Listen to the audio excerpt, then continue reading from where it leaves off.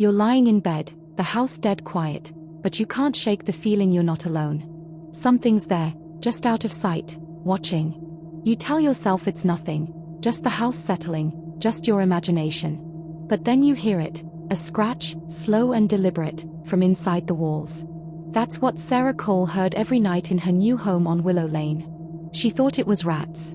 She was wrong. By the time she realized what was in her house, it was too late. Far too late.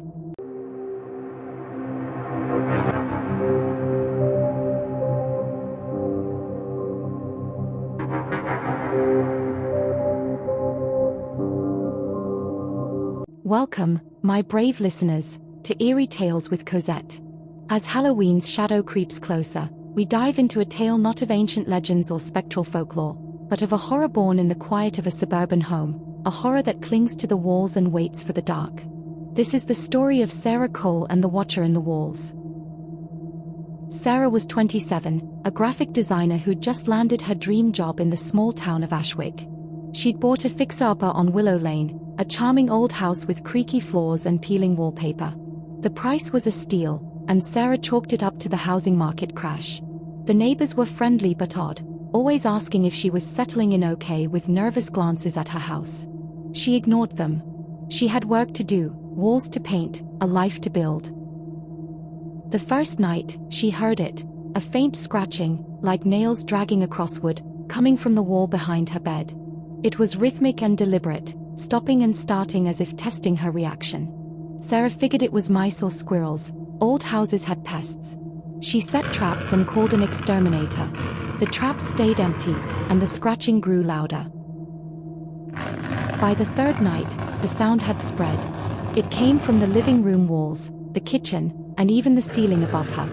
Always at night, always when she was alone. She'd lie awake, heart pounding, staring at the walls as the scratches formed patterns, long, short, long, like a code she couldn't crack. She started sleeping with the lights on, but it didn't help. The air in the house felt wrong, heavy, like it was watching her. One night, desperate for answers, Sarah tore down a section of wallpaper in her bedroom. Beneath it, she found scratches etched into the plaster, not random, but words.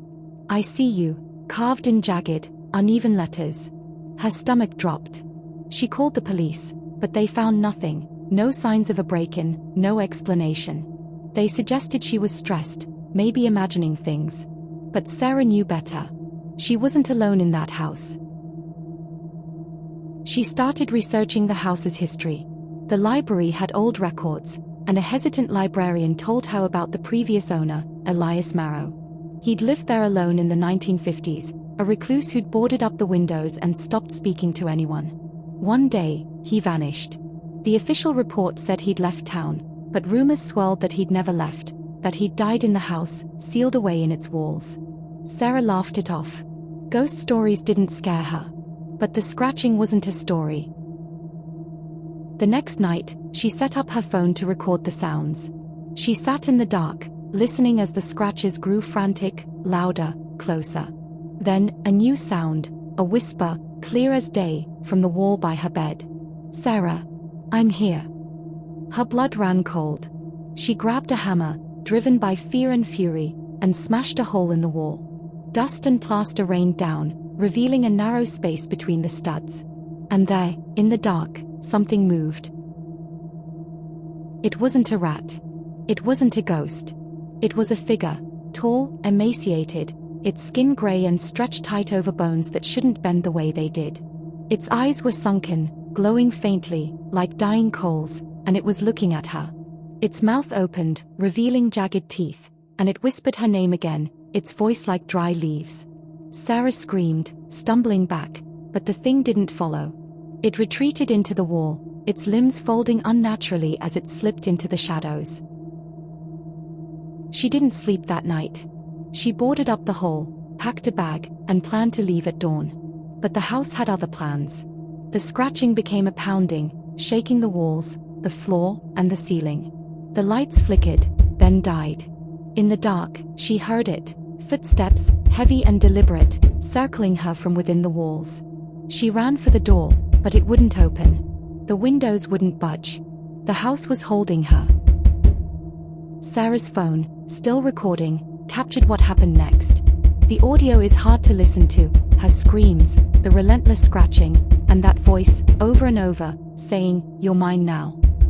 When the police broke in the next morning, responding to a neighbor's call, Sarah was gone.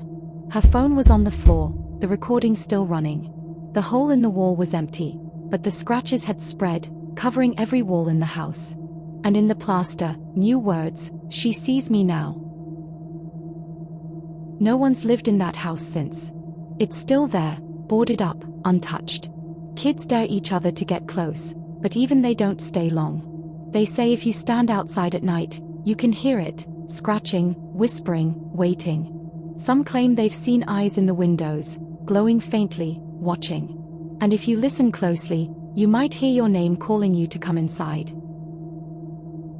And so, dear listeners, we leave the shadows of Willow Lane behind, but the chill of the watcher in the walls lingers, doesn't it? If this tale stirred something in you, share it with those brave enough to listen. Subscribe to Eerie Tales with Cosette for more stories that creep into your dreams, and drop your own eerie encounters in the comments. I'm dying to hear them. Until next time, keep one eye on the dark, because it's always watching back.